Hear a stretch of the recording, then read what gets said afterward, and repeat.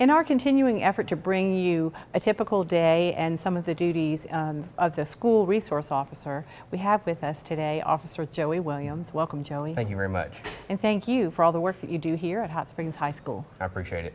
We're kind of giving viewers some insight into some of the things that you do here, and maybe we could start off with a little bit about you, your background and experience. Okay. I've been a Hot Springs police officer for over 14 years. And born and raised Hot Springs, second generation police officer. My dad was one for the city for 31 years. I currently just come off the motorcycle and now assigned at Hot Springs High School as a school resource officer. Many of us do remember you on your motorcycle. But we know that you're very busy here at Hot Springs High School, and in the role of a school resource officer, you do a lot of different things. Now, can you explain to us the triad philosophy, which we understand is the cornerstone of the school resource officer's mission and duties? Yes, ma'am. Basically, the triad concept has three different points to it, which obviously, one is the law enforcement officer, two is the informal counselor, and three is instructioner or in-classroom instruction. And all those different features that we do all has different parts. And the bottom part is probably that triad is law enforcement. A lot of people have the misconception that we're here to arrest students and punish them, and that's furthest from the truth of what we really do here. Really what we do is the part of the informal counseling. I have students come to me for all different issues they may have, maybe at home, maybe an issue with a teacher, some maybe get a traffic ticket and don't know what's going to happen, or their first interaction with the criminal justice system, and I help walk them through that part of their life and instruct them on what's going to happen. Informal or instructional, I teach different classes. I'll teach constitutional law, Fourth Amendment search and seizures, things that are familiar with the law enforcement or criminal justice system that the students are curious about or need to learn about. We even have a program here at the high school of criminal justice students that are actually going out to National Park and performing here for criminal justice, and I'm assisting them with some of their ethics questions they have dealing with their studies in criminal justice. So they're actually they're taking classes at the college? Yes, ma'am. That is fantastic. For criminal justice, yes, ma'am.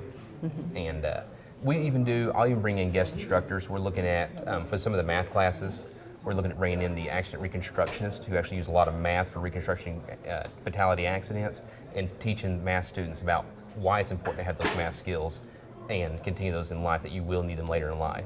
What a great idea. Thank you. So there's a lot of interaction that would be unexpected. I never would have thought of that connection there.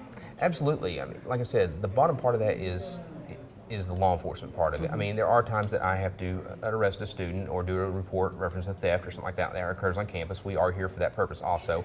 And also the physical security of the campus. Mm-hmm. I check doors, I make sure things are numbered and listed and done in the correct way. That way, if there is an emergency or a problem, we were prepared for it. I also instruct the teachers, staff, and things like that on what's going to happen in a lockdown procedure, or if we do have an active shooter situation, how they need to handle that and how it's going to appear and how it's going to go down. That way we're prepared for those situations, God forbid they ever happen. Mm-hmm. So in that role, do you have to actually teach the faculty as well? Later this year, we actually are we're going to do 2 different 4-hour blocks with the staff. One will be a tabletop exercise where we talk about active shooter and how we're going to handle it in the school, and we will actually do it inside the school. So the staff is here and they are familiar with the school and the building, how it's laid out, and how we're going to handle that situation. And then after that, we'll actually do some practical exercises with the staff, with the SWAT team and other trainers in the school.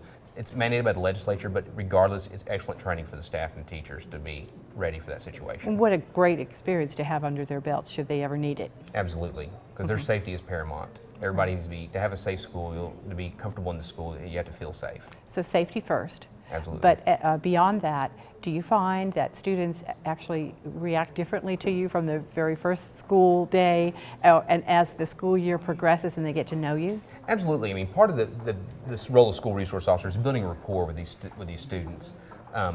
Typical teenagers are a little standoffish to the police when they first meet you, but as you build that rapport and build that trust with these students, they will come to you about different things. They will talk to you and they confide in you. And I mean, that's, once again, an important part, because students will talk to you about things that are going on in school that you may not be aware of, and that contributes to being the safety of the campus. And do you find that you interact with parents of the students too from time to time? Absolutely. If their student's having a problem, and before it becomes to a criminal justice point or a law enforcement side of it, we may try to intervene. That parent may come to me and say, hey, so-and-so is having a problem, or this is going on. Can I get your help with that? And absolutely, even if we make an effect an arrest with a student, you know, I explain to those parents afterwards that I'm not just effecting an arrest or doing an arrest and I'm done with it. I will continue on after that and see if we can get that student back on track or back where they need to be, so we can get them on the right side of the line and hopefully help that student go on to be a productive member of society. Well, what an important service to have that ongoing contact with the student, which wasn't as easy to do before school resource officers were part of the everyday lives at schools. Correct. I mean, when you deal with patrol, if you have a patrol officer coming to the school because there's been a problem or an issue, then that patrol officer basically in a patrol job is a reactive job. He's going to come in, make an arrest if it's necessary, do a report, and he's on to the next call. Where I have a vested interest in my students. I know my students. I know maybe part of the background. Why are we at this situation? And hopefully I can avert an arrest and avoid that situation and do maybe some conflict management, some anger management, or some conflict resolution with these students. And we avoid that whole part of the system. And a lot of times we've done that and never had another problem with that student. And avoid getting them in the criminal justice system for an unnecessary reason. And that has got to be one of the most important things that you do, that they don't go into the level of the court system. Absolutely. Where it has to be handled judicially. Absolutely. If we can avoid that situation with these students and keep them out of the justice system for a small minor offense, that's a great thing, because we want to. The ultimate goal is to keep these kids on track and get them to graduate and go on to college, military, or whatever they want to do. That's my ultimate goal. I look forward to these students. I have 9th graders that start this year that I'm hoping in 4 years I'm going to be watching them walk across the stage, and I like to hopefully to see every single one of them do that.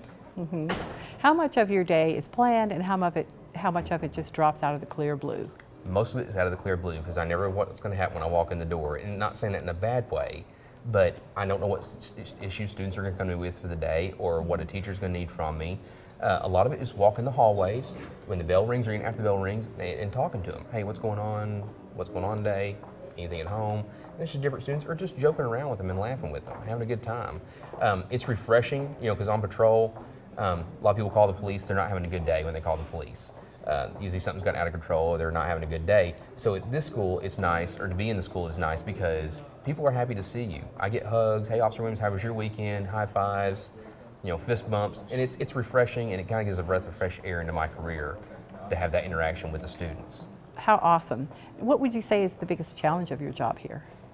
The biggest challenge is probably getting the students to trust me in this environment, in this day and time with the media's reflection of law enforcement.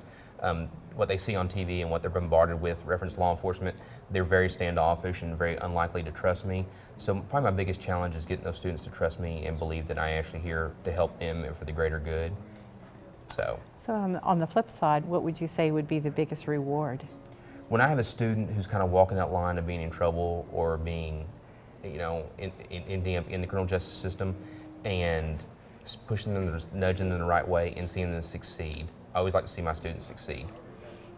And ultimately, that is a plus for all of us in every level of society. Absolutely. When our kids succeed. Absolutely, I agree. Well, thank you so much for giving us a little bit of insight today. I appreciate it. I enjoyed it very much. Well, we appreciate your time and all the great students that we've had a chance to interact with today, the great work that you're doing here at the school, and the work that the school resource officers are doing citywide. So thank you again for all that you do. Thank you very much. I appreciate it. And next week, we'll bring you more city news.